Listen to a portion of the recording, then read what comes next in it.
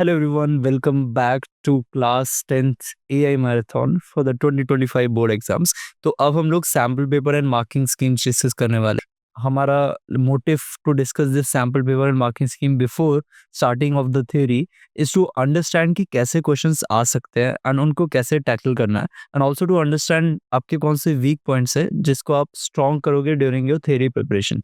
Even if you don't know anything, आप इस video में ये समझ जाओगे कि कैसे एक पेपर को अटेम्प्ट करना है एंड किस पार्ट पे कौन से रिसोर्स पे ज़्यादा फोकस करना है। तो इसी के साथ I am Lalit Kumar and let's get started. Okay, so हमारा जो पार्ट है वो है एम्प्लॉयबिलिटी स्किल्स। यहाँ पर जो नंबर ऑफ मार्क्स अलॉट किए गए हैं इसको वो है 10 मार्क्स। तो आप लोग समझ सकते हो कि इसमें से 4 क्वेश्चन करना है। You will be given 6 question, उसमें से 4 क्वेश्चन करना है।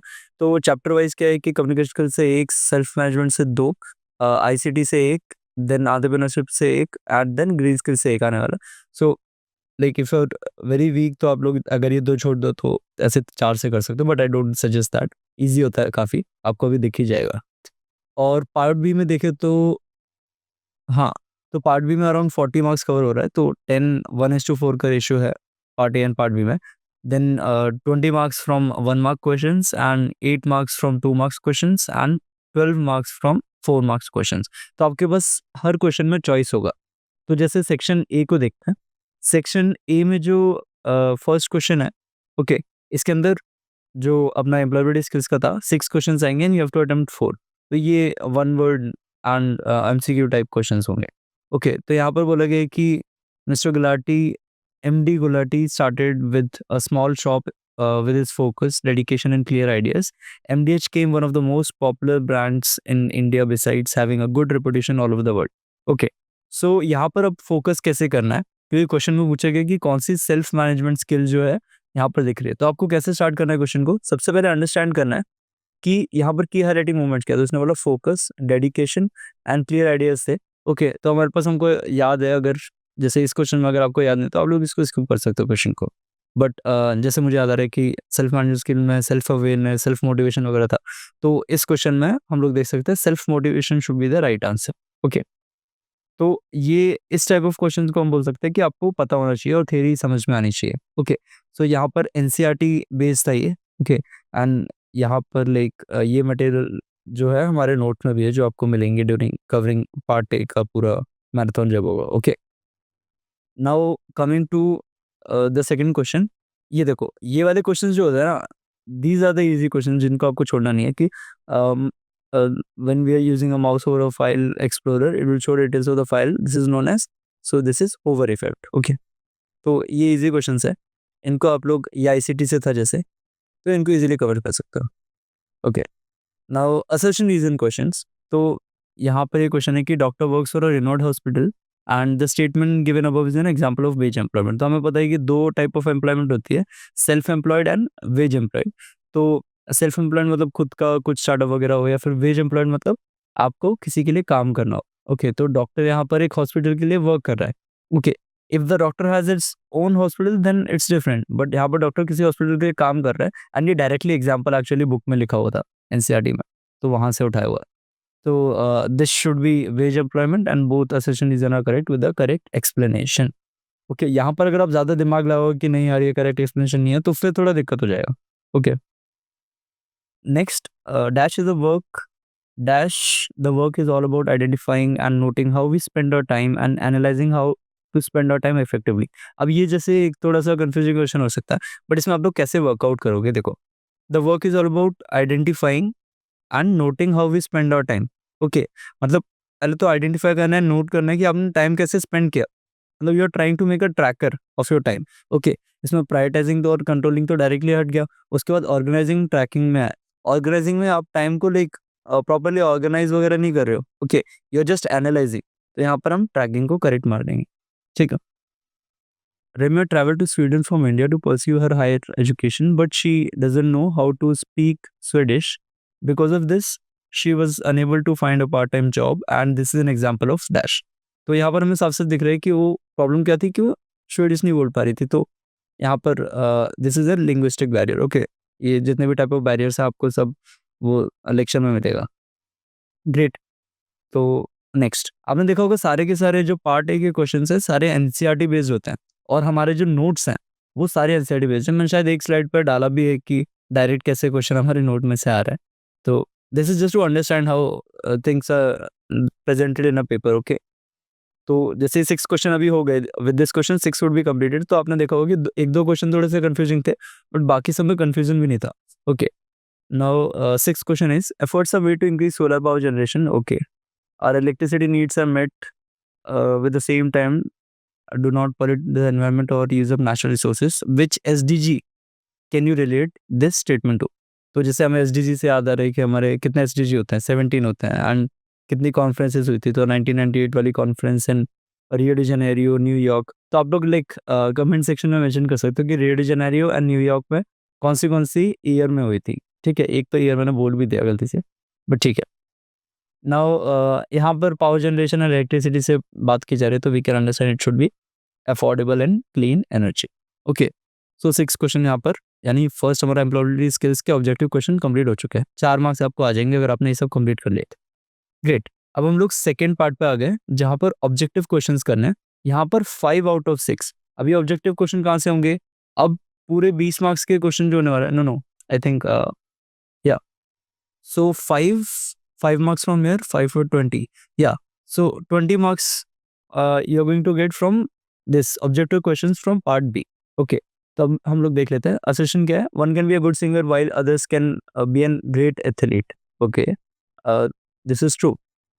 Then humans processes different type of intelligence but at different levels, and this is also true, and this is relating to the first statement, so we can say that both the statements are correct and it is also the right explanation. Okay, next one, assertion is acha, this is the answer, right? So you can see that this is taken from facilitator, है ना? तो ये facilitator से लिया गया है, जो notes हैं वो भी फैसिलिटेटर से बनाया गया। तो आप लोग को इसका टेंशन नहीं रहेगा कि भैया नोट्स में सब कुछ होगा कि नहीं। और जो हमारी मैराथन होने वाली है रिगार्डिंग थ्योरी, जो कि इसके बाद के दोनों वीडियोस थ्योरी मैराथन होंगे, उसमें सब कवर हो जाएगा। ओके, तो उसका टेंशन नहीं लेना। And then second question, the Indian government banned few apps stating that servers in the hostile nation are receiving and using the acquired data improperly. So data, when it's being improperly used in the hostile nation without improperly matlab without being informed, right? So then it is a case of data privacy. It's not AI bias, neither excess और ना ही AI ethics का case है। Okay, तो हालांकि आपको theory में अच्छे से बताया जाएगा ये। Next, so statement 1, there 4 layers in neural network. Okay, एक और चीज याद रखना है, जो लोग होता है ना जो 49 आउट ऑफ 50 वाले होता है, उन लोग का 1 मार्क्स हमेशा असर्शन रीजन में जाता है, तो ये तुम्हें थोड़ा याद रखना है। ओके, सो यहाँ पर बोला है कि 4 layers in a neural network. पहली बात तो ये ही गलत है। दूसरी चीज, the first layer of the neural network is known as output layer. Again ये भी गलत है। तो न्यूरल नेटवर्क में 3 लेयर होती है, input, hidden and output layer. ठीक है, all of these are incorrect and both of them are incorrect, we can say. Okay, option क्या है? हाँ, ये रहा B. Next, fourth one is observe the given graph and fill the blank. तो यहाँ पर लिखा dash neural network better is the performance. I think इसमें थोड़ा सा मिसिंग है। यहाँ पर अगर मैं लार्जर लिखूँ तो यहाँ पर लिखना चाहिए कि better is the performance when data size is large. Okay, अगर डेटा साइज ज्यादा है, तुम देखोगे ना यहाँ से, तो डेटा साइज ज्यादा है तो larger neural network has better performance, but data size अगर कम है तो traditional ML algorithms works better. Okay, हाँ, तो थोड़ी सी एम्बिग्यूटी इधर लगी। Next, that is a simple format that uses store data separated by commas. तो ये जैसे एक फैक्ट बेस्ड क्वेश्चन है, और तुम यहाँ से देख भी सकते हो जेपीजी और पीएनजी तो वैसे भी नहीं हो सकता। डॉक में कॉमा सेपरेटेड ओनली नहीं रहता है, and then CSV should be the right answer. Okay, next, a corpus contains 4 documents in which the word diet was. So जैसे इसने बोला 4 डॉक्यूमेंट है, तो जो वर्ड डाइट है वो किसी एक डॉक्यूमेंट में एक बार आया है। ओके, तो यहाँ पर ये क्या बोल रहा है? स्टॉप वर्ड नहीं हो सकता, कि स्टॉप वर्ड इज समथिंग जो कि बहुत ज़्यादा मल्टीपल अकरेंस होती है एंड उनकी फिर वैल्यू डाउन हो जाती है। Okay, rare word could be, frequent word no, removable word No, because the value is higher, so it should be a rare word. Great. Next, read the examples given below. First one is using the chat GPT to write an email. Okay. Face unlock technology of mobile phones. इसमें करना क्या है? Which of the following are not an AI? AI क्या क्या नहीं है? Using chat GPT to write an email. Chat GPT तो AI है, तो I think this is AI. Face unlock technology of mobile phones using camera. Face unlock technology, again ये CV का part है, computer vision, which is the domain of AI. तो domains of AI क्या क्या थे? CV, data and NLP. Okay, तो इसमें से कुछ भी आता है, you can understand that it is a part of AI. सो ये दोनों तो है, तो ये दोनों नहीं हो सकते. याद रखना, मैं यहाँ पर टिक लगा रहा हूँ, तो अब लास्ट में जाके वो मार्क नहीं करना है. ये भी कभी कभी गलती हो जाती है, छोटी सी मिस्टेक है, but still. Then turning off lights with IoT. IoT is not AI, it's automation. Okay, so this is IoT and automation. Like we cannot directly say IoT is automation, but still. Hand sanitizer dispenser having sensor. This is again like IoT. Okay, so these two are not AI. So third and fourth, option C. Okay. Dash refer to the type of features that we want to collect. So the features which we see in a data, they're called data features. Okay, data features लिख सकते हो. Data as a domain भी लिख सकते हो. Okay. Next, which of the following is an example of data science. Data science के क्या example है? तो डेटा साइंस मतलब something which deals with data, a large amount of data. Okay, तो हमने पता है कि like there 3 domains of AI, right? Data science, NLP and CV. तो इसमें से हमें देखना है कि कौन सा डेटा साइंस में आता है. तो text summarisation, it comes under NLP. Target advertisements, not very clear, मतलब मैं आपके साइड से सोच रहा हूँ, ठीक है. Face locks, CV. Email filters पक्का NLP है ना, spam filtration. So we know that this will use a lot of data. So this can be termed as an example of data science. Okay, अब यही अगर किसी और तरीके से होता तो मे बी आंसर डिफरेंट होता, but we use elimination technique ताकि 100% हम लोग करेक्ट आंसर थे. Okay. Dash is the process of finding instances of real world objects in images और videos. So हाँ, अभी एक और चीज़ जो CBSE करता है, कुछ कुछ ऐसे वर्ड ले लेता है जो ऑप्शन में सेम लगे हैं. तो आपको लग रहा है इंस्टेंस फाइंड करना रियल वर्ल्ड ऑब्जेक्ट्स के इमेजेस के अंदर, वो इंस्टेंस सेगमेंटेशन है. बट नहीं, आप लोग जब CV का लेक्चर देखोगे तो आपको समझ में आएगा कि instance segmentation is something different. यहाँ पर क्या बोला है कि instances of real world objects. तो रियल वर्ल्ड ऑब्जेक्ट एक इमेज के अंदर, जैसे कि यहाँ पर कोई एक ऑब्जेक्ट है, उसको फाइंड करना, उसका इंस्टेंस उस टाइम पे रिकॉर्ड करना, इज कॉल्ड ऑब्जेक्ट डिटेक्शन. उस ऑब्जेक्ट को डिटेक्ट कर लेना. Okay, great. तो जैसे ये हमारे CV का लेक्चर जो है ना, उसके नोट्स हैं. तो यहाँ पर ये आप देख सकते हो, यहाँ पर एग्जैक्टली मैंने वही चीज़ें लिखी हुई है, और सेम क्वेश्चन इस बार के सैम्पल पेपर में भी आया. Okay. Next, identify the given chatbot type.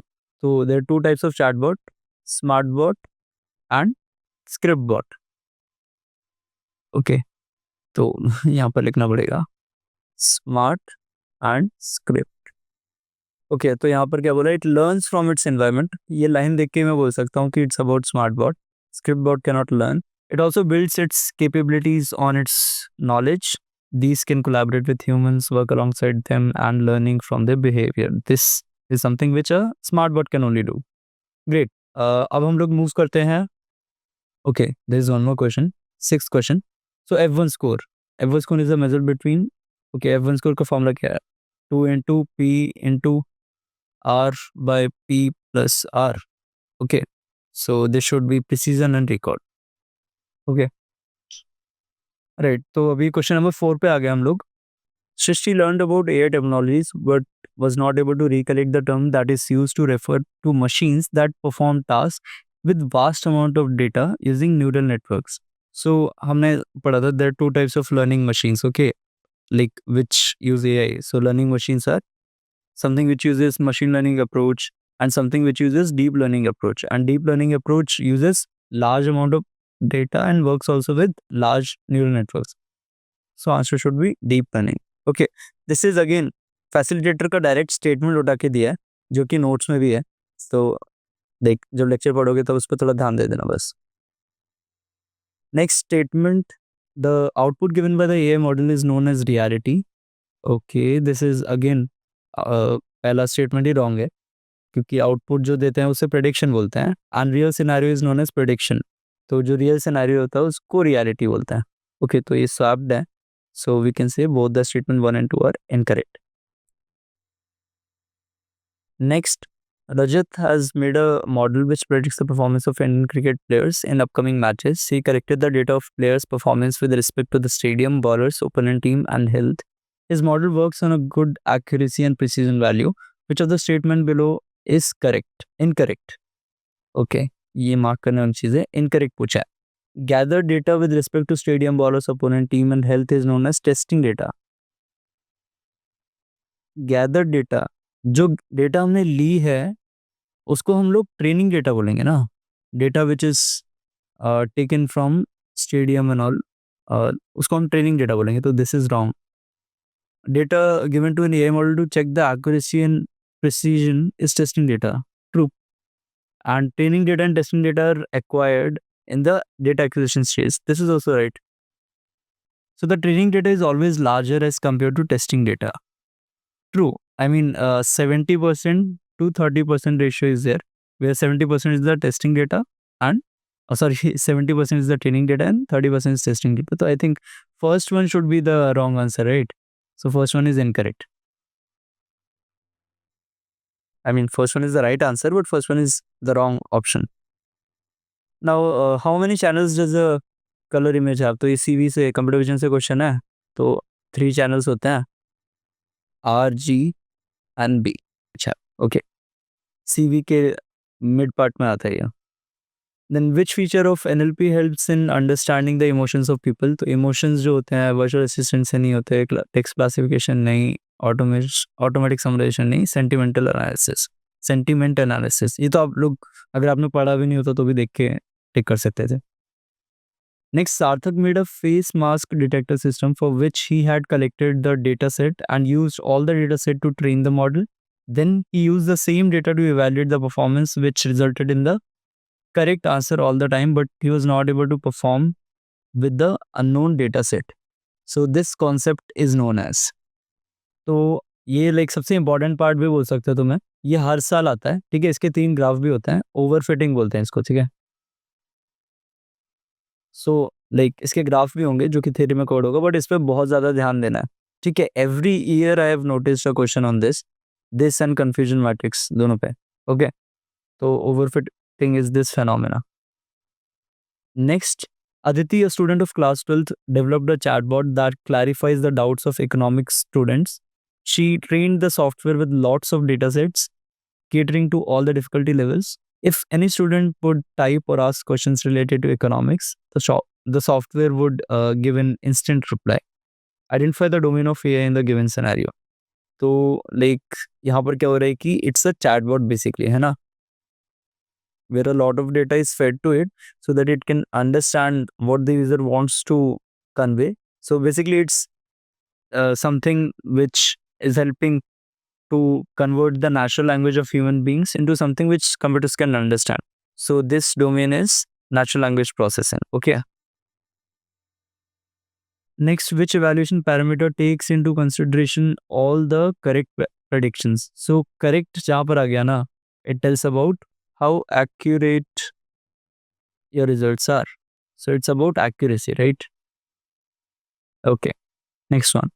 Dash means a picture element which is the smallest unit of information that makes up a picture.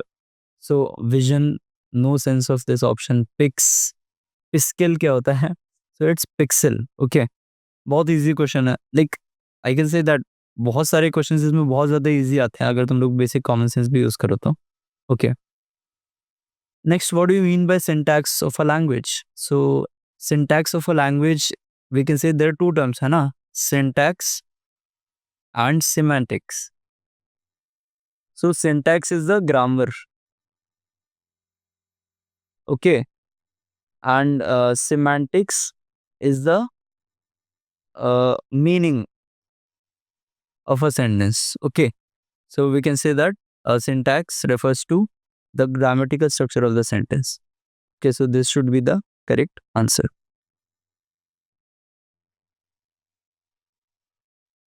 Next, which algorithms result in two things, a vocabulary of words and a frequency? So, a vocabulary of words and frequency of the words in the corpus. So, क्या होता है like sentence segmentation नहीं, tokenization नहीं, text normalization is a different process. तो bag of words जो होता है ना, जिसमें डिक्शनरी फाइंड करते हैं फ्रीक्वेंसी उन सब की निकालते हैं, तो bag of word algorithm again NLP में one of the most important part ये दोनों चीजें हैं, ठीक है, bag of words and text normalisation. तो जब भी थ्योरी पढ़ रहे हो तो इन पे खास ध्यान देना। Okay, next, which one of the following scenario results in a high false positive cost? False positive मतलब असली में नहीं है और प्रेडिक्शन है, लाइक असली में it is not there but the machine is projecting that it is there. So like, तो यहाँ पर हर ऑप्शन पर टेस्ट करते हैं which of the scenario result in high false positive cost. मतलब हाई फॉल्स पॉजिटिव कॉस्ट का मतलब फॉल्स पॉजिटिव जहाँ पर सबसे खतरनाक हो सकता है, ठीक है, जहाँ पर बिल्कुल भी हम फॉल्स पॉजिटिव नहीं एक्सेप्ट कर सकते। तो पहले में क्या बोला है, वायरल आउटब्रेक, मतलब रियलिटी में अगर वायरल आउटब्रेक नहीं हो बट मशीन ने बोल दिया कि है, तो क्या होगा, मतलब ऐसा कुछ खतरनाक तो नहीं हो जाएगा बट थोड़ा पैनिक हो जाएगा। फॉरेस्ट फायर अगेन रियलिटी में नहीं हुआ बट बोल दिया, तो एक फॉल्स अलार्म होगा, थोड़ा सा पैनिक हो सकता है। फ्लड का भी पैनिक हो सकता है। ओके, स्पैम फिल्टर असली में स्पैम नहीं है बट इसने बोल दिया कि स्पैम है, तो अच्छा, this could be a problem. उसने लाइक फुट फ्लड वगैरह में क्या है कि अगर नहीं है तो किसी की लाइक कोई प्रॉब्लम नहीं हो रहा है ज़्यादा, थोड़ा सा पैनिक हो जाएगा। बट स्पैम फिल्टर में क्या हो रहा है कि अगर कोई इंपॉर्टेंट मीटिंग है या फिर कोई बहुत इंपॉर्टेंट मेल है और वो उसने स्पैम मार्क कर दिया बट एक्चुअली में स्पैम नहीं था, तो then could be a very big problem, right? तो यहाँ पर हम बोल सकते हैं कि D, spam filter, right? Next, list 2 best practices for effective communication. तो यहाँ पर लिखा, अब सब्जेक्टिव क्वेश्चंस पे आ गए हैं तो मैंने नीचे डायरेक्ट आंसर लिखा हुआ। हम लोग देख रहे हो एनसीईआरटी बेस्ड ही है सारे क्वेश्चन एंड सब कुछ थ्योरी में कवर्ड है। लाइक मैं इतने टाइम हो गया ऑलमोस्ट 3 to 4 ईयर्स तो लाइक यूट्यूब पे ही हो गया, तो ये सारे की सारी जो थ्योरी है ना हर साल रिवाइज होते रहते हैं, तो आई नो कि क्या क्या रिपीट होता है, तो सब कुछ कवर्ड है। ओके, यहाँ पर क्या है कि 2 प्रैक्टिसेस मेंशन करनी है इफेक्टिव कम्युनिकेशन की। तुम कुछ भी रैंडम लिख के आ जाओ भाई, इन क्वेश्चंस में मार्क्स ऐसे नहीं कटेंगे। तुम कुछ भी लॉजिकल लिख के आ जाओ ना, कि अच्छे से बोलो एंड उसकी बातों को सुनते हुए बोलो, या फिर कुछ भी ऐसा अच्छे से अगर तुम प्रेजेंट कर दोगे तो you will get marks. Okay, next, what is the importance of setting goals in life? Again इसमें भी कोई अच्छी सी कहानी लिख दो, या फिर थोड़ा सा पढ़ के जाओगे तो तुम्हें word choosing and how to actually represent important points from NCERT वो समझ में आ जाएगा। ओके, तुम लोग समझ जाओ ना, ये सब एनसीईआरटी के प्रॉपर क्वेश्चंस होते हैं, कोई भी इनमें से। और एक्चुअली जो मार्किंग स्कीम होती है ना वो टीचर्स को प्रोवाइड की जाती है, उनको बोला जाता है कि इनमें से कोई भी 2 हो उनको मार्क्स दे दो। और वैसे ही यहाँ पर भी कोई भी 2 इनमें से यूज़ किया तो आई रिकमेंड यू कि at least read the NCERT, I mean if not NCERT, read the notes properly. एक तो बार तो मैं पढ़ाऊंगा, उसके बाद 1-2 बार खुद से भी पढ़ लेना and that is really enough. Okay, the Trojan horse was a wooden horse said to have been used by the Greeks during the Trojan War to enter the city of Troy and win the war. Okay, what does Trojan War mean in computer technology? तो मतलब basically question ये है, ऊपर तो ऐसे ही बोल रखा है। सो लाइक इसकी डिटेल्स लिख सकते हो कि वो actually it's a type of malware and सारी डिटेल्स। यहाँ पर तुम लोग देख रहे हो, इंपॉर्टेंट बात जो समझने की है कि 1 mark for acting like useful program. Okay, so actually Trojan horse क्या करता है ना, it appears to be useful program but actually malicious होता है। तो ये उसकी स्पेशलिटी है कि it acts like a useful program. तो सबसे पहले 1 मार्क्स इसका आएगा एंड दूसरा मार्क्स बताने का कि it is a harmful program. Okay, so only half marks will be allotted if only malware और harmful program virus term is mentioned. तो ये याद रखना है। देखो ये मेंशन कर दिया बट स्टिल एक चीज़ की वजह से तुम्हारे मार्क्स कट जाएंगे। Okay, next, how is the society helping entrepreneurs in their business? So society कैसे हेल्प कर रही है, यहाँ पर पूरा का पूरा एक एनसीईआरटी में पैरा है एंड पॉइंट्स हैं। तुम लोग क्या कर सकते हो, इनमें से कोई भी 2 पॉइंट लिख सकते हो। Okay, great. Mention any 2 human activities that lead to environmental degradation. Again ये भी एनसीईआरटी का ही पार्ट है, तो तुम लोग यहाँ से कोई भी 2 लिख सकते हो। राइट? सो ये सारे तो 2 मार्क्स क्वेश्चंस है। Again all of us use smartphones, when we install new app it asks for several permission. ये रिपीटेड क्वेश्चन है and this is an important question. बहुत बेसिक है but it is important. Okay, so data acquisition के अंदर ये part आता है, data privacy के अंदर भी आ जाता है, एथिक्स में भी आ जाता है। ओके, सो एथिकल कंसर्न्स में आएगा कि nobody can collect your data without getting information from us और like confirmation from you. So this is again important, right? And by the way, this is the page number of NCERT and this is the unit which is there. I mean, not NCERT, this is actually a page number of this particular reference material. Okay. Srisha and Divisha want to make a model which will organize the unlabeled input data into groups based on features. So which learning model should they use and why? यहाँ पर different learning models थे हमारे पास, supervised, unsupervised, और उनके अंदर different part थे। तो यहाँ पर अनसुपरवाइज्ड लर्निंग मॉडल में क्लस्टरिंग वाला पार्ट हमको यूज़ करना है एंड उसके रीजंस आप पढ़ सकते हो। लाइक इस वीडियो में मैं इतना डिटेल में जाऊँगा क्योंकि this is not something which this video is intended for, but तुम लोग पढ़ सकते हो। Okay, so now the 13th question. Ajay wants to access data from various sources. Suggest him any 2 points that he needs to keep in mind while accessing data from any data source. तो यहाँ पर 6 points हैं। एक point के लिए कोई भी आप 2 पॉइंट लिख दो ना, उसके आपको 2 मार्क्स मिल जाएंगे। So anyways this is again from facilitator, जो कि अपने नोट्स में आपको मिल जाएगा। Okay, 14th question. Explain the term resolution with an example and this is very important. Okay, पिछले साल जो है इस पे बहुत सारे लोगों का डिबेट हुआ था and this was one of the most controversial question कि रेजोल्यूशन को कैसे दिखा जाए, विड्थ इनटू हाइट और हाइट इनटू विड्थ। बट मैंने तो इस पे पॉइंट रेज किया था, but according to CBSE width into height लिखो या फिर height into width, it doesn't matter. Resolution is the multiplication, but it's okay. So मेरा पॉइंट तो था कि resolution should be mentioned, width into height होना चाहिए, but CBSE gave it an assertion reason as height into width and उसको उन्होंने incorrect mark नहीं किया, तो हमारे काफ़ी सारे स्टूडेंट्स का मार्क्स कट गया था उसमें। बट ओके, सो यहाँ पर क्वेश्चन कुछ अलग है कि रेजोल्यूशन क्या होता है, तो यहाँ पर उसका आंसर है, आप लोग पढ़ सकते हो। Okay, next, identify any 2 stop words which could not be removed from the given sentence and why. So again what is this? अच्छा, इसके अंदर 2 stop words which should not be removed from the given sentence. Okay, so this is one of the important things. तो यहाँ पर क्या होता है ना, कुछ स्टॉप वर्ड्स जो होते हैं वो like they change the meaning of the sentence. तो यहाँ पर for example when we are talking about links or emails, we cannot remove at the rate. So at the rate, and we talk about full stops. So here full stop is being represented as www dot the website name. So if we remove the full stop, that meaning would be changing. So we cannot remove the stop word here. Next, draw the confusion matrix and this is the most important question.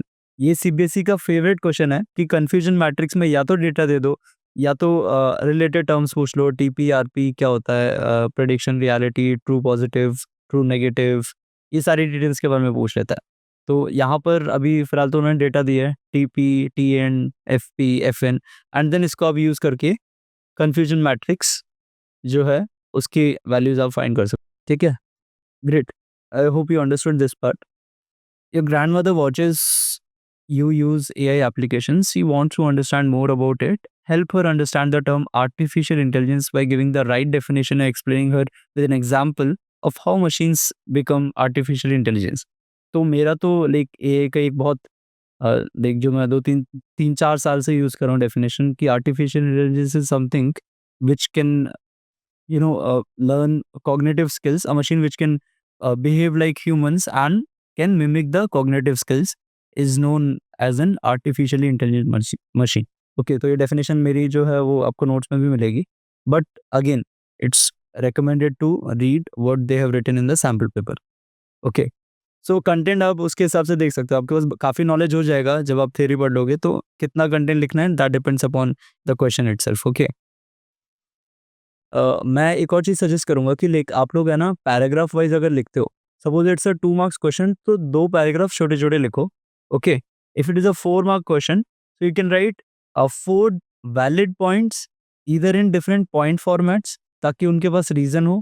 Okay, या फिर 5 point लिख सकते हो ताकि आपको पक्का marks ensure करना है, या फिर 2 मार्क्स वाले कंटेंट जितना 2 बड़े-बड़े पैराग्राफ्स लिखता हो। Okay, this is the way you should write. Next, 18th question. Akhil wants to learn how to scope the problem for an AI project. Help him in the following. तो यहाँ पर सबसे पहले हमने ये 4W कैनवस बना दिया है और उसके बारे में बताया, एंड देन उसके बाद प्रॉब्लम स्टेटमेंट टेम्पलेट। तो ये आपको याद करना बहुत ज़रूरी है। This is very very important. Okay, 4Ws के बारे में भी एंड प्रॉब्लम स्टेटमेंट टेम्पलेट के बारे में भी, दोनों के बारे में आपको पता होना ज़रूरी है। Okay, so now we are on the 19th question. This question says identify and explain the type of learning based approaches in the figures below. तो ये लेके एक बहुत अच्छा क्वेश्चन है। यहाँ पर एक्चुअली प्रैक्टिकली आपको समझाने की कोशिश की गई है और आपकी अंडरस्टैंडिंग को चेक किया जा रहा है कि आप लोग कितना अच्छे से लर्निंग बेस्ड अप्रोचेस को समझते हो। So there are two types of learning based approach, right? Question से हम लोग आंसर की तरफ जाएंगे। तो टू टाइप्स कौन से है? First is supervised. ओके, और इनका बेस, इंस्टेड ऑफ आस्किंग कि what are the two different type of learning based approach and what are the differences in them, they have asked this question and this is so beautiful. So supervised learning and unsupervised. Okay, तो यहाँ पर चलो let's understand with the base. तो अगर आपको लिखना होता है कि what are the different types of learning based approach, तो आप लिखते हैं सुपरवाइज्ड एंड अनसुपरवाइज्ड। सुपरवाइज्ड में आप लिखते हैं कि डेटा आर, मेजर डिफरेंस क्या होता है? लेबल्ड डेटा सेट्स होते हैं सुपरवाइज्ड, एंड अनसुपरवाइज्ड में it is unlabelled. Okay, labels are generated और डिफरेंसेस आर अंडरस्टूड। ओके, तो यहाँ पर हमने क्या किया, फर्स्ट वाला केस आप देखोगे तो हमने खुद से बताया, मतलब there is someone who is supervising the data and is already telling that this is how a dog looks, this is how a cat looks. तो उसके बाद जब मशीन है उसको समझ में आ गया कि okay, this is how a dog looks and this creature is something similar to a dog rather than a cat. तो यहाँ पर मशीन ने प्रेडिक्ट कर दिया। ओके, देन सेकंड केस, यहाँ पर इमेजेस मल्टीपल प्रोवाइड कर दी गई without labels, and then the machine automatically tried to figure out, okay, this category of animal is looking similar and the other category is looking different, so these two are grouped together. Okay, so I think this should be termed as supervised and this is unsupervised, and then you can write the explanation, basically how you write कि unsupervised or learning, unsupervised learning based and supervised learning based कैसा रहता है। Okay, and basic difference that is labeled and unlabeled. So like this is how you can understand, है ना? और काफ़ी अच्छा question था ये। ग्रेट। तो 20th question, we human beings can read, right, understand many languages but computers can understand only machine language. Great. Do you think we might face challenges, any challenges if we try to teach computers how to understand and interact with human languages? Okay, so in type of questions में, like in certainly this type of questions, there is no correct answer, ठीक है? This is because क्योंकि तुम लोग अपनी thinking assume कर रहे हो कि तुम लोग कैसे सोचते हो। तो यहाँ पर क्या होता है कि लाइक आपको देखना है कि आपकी थ्योरी में ये वर्ड्स कहाँ पर आते हैं। So any challenges we may face to teach computers how to understand interacting human languages, human languages कहाँ पर आता है? एनएलपी में आता है। So what are the problems we are currently facing in NLP? So that should be actually the question. Okay, तो current challenges in creating NLP models, like ये question पता है बहुत फेमस क्वेश्चन है, बट पहले सिंपली पूछा जाता था और डायरेक्टली पूछा जाता था कि एनएलपी में चैलेंजेस क्या हो रहा है, human language and natural language में एंड कंप्यूटर लैंग्वेज में, उसको समझने में क्या क्या चैलेंजेस हो सकते हैं। और इनके सबके एग्जांपल्स भी बहुत इंपॉर्टेंट है, सबके एग्जांपल्स लिखे हुए हैं फैसिलिटेटर में, बट अगेन इसको अलग तरीके से पूछने का उन्होंने तरीका निकाला। ठीक है, now we are I think on the last question.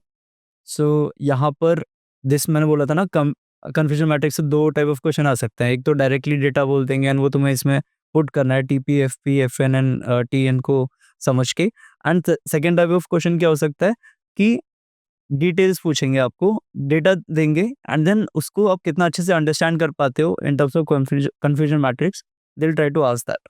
Okay, so 21 question में यहाँ पर क्या पूछा है कि total number of wrong predictions made by this model and calculate precision, recall and effort score. तो रॉन्ग प्रेडिक्शंस का मतलब क्या हुआ? कंसेप्ट ये होता है कि पहला जो बॉक्स है उसमें आप ट्रू और फॉल्स कैसे लिखते हो। तो ये इवैल्यूएशन में अच्छे से बताऊंगा, यहाँ पर समझाने के लिए बस बता रहा हूँ। ट्रू फॉल्स आप कैसे लिखते हो? ट्रू लिखते हो जब रियलिटी एंड प्रेडिक्शन मैच कर रहे हैं, फॉल्स लिखते हो जब reality and prediction are not matching, and second जब प्रेडिक्शन, ठीक है, इज पॉजिटिव। ओके, तो वो सेकंड बॉक्स को रिप्रेजेंट करता है। अब इसमें कंफ्यूज मत होना। ओके, तो आपका जो भी अंडरस्टैंडिंग है आप वो बनाए रखो, अदरवाइज इवैल्यूएशन में आपको और क्लियर होगा। तो बस इतना समझ लो कि फर्स्ट बॉक्स में ट्रू आने का मतलब रियलिटी एंड प्रेडिक्शन मैच हो रहे हैं, एंड फर्स्ट बॉक्स में फॉल्स आने का मतलब reality and prediction are not matching. Okay, तो यहाँ पर क्या बोल रहे हैं, प्रेडिक्शन रॉन्ग कब है, मतलब प्रेडिक्शन गलत कब किया है? प्रेडिक्शन तभी गलत होगा जब वो रियलिटी से मैच नहीं कर रहा। तो फर्स्ट बॉक्स में जितने भी फॉल्स होंगे that should be the correct answer. Okay, अब यहाँ पर कुछ लोगों को कंफ्यूजन इसलिए होगा क्योंकि मैंने पीछे आरपी बोला था। RP is not the real concept. Okay, concept ये है कि true false is represented as true मतलब जब दोनों सेम हो, एंड देन फॉल्स मतलब जब दोनों डिफरेंट हो, एंड देन नेक्स्ट वाला बॉक्स रिप्रेजेंट्स प्रेडिक्शन क्या है, पॉजिटिव या फिर नेगेटिव, राइट। तो यहाँ पर आप लोग इसे समझ के होगे। टेंशन मत लो, ये वीडियो बिल्कुल भी इंटरेस्टिंग नहीं था कि आप इसमें चेक करो कि आपको कितना आता है, या फिर चेक करो कि आपने लाइक कितना मिस कर दिया, या फिर टेंशन लो उस चीज़ का। But this was to understand कि कैसे क्वेश्चंस आ सकते हैं, है ना, ताकि जब आप प्रिपेयर करो तो आपको वो ईजी पड़े। ऑलराइट, तो हमने सारे क्वेश्चंस कंप्लीट कर चुके हैं। आप लोग ध्यान से टेलीग्राम ज्वाइन कर लो, हर डिटेल और ये चैप्टर की पीपीटी या फिर जो भी आने वाला है ना पीडीएफ, इसका भी पीडीएफ वहीं पर मिलेगा टेलीग्राम पे, AI for kids. Okay, link description में मिल जाएगा, t.me/AI for kids। Thank you so much for watching.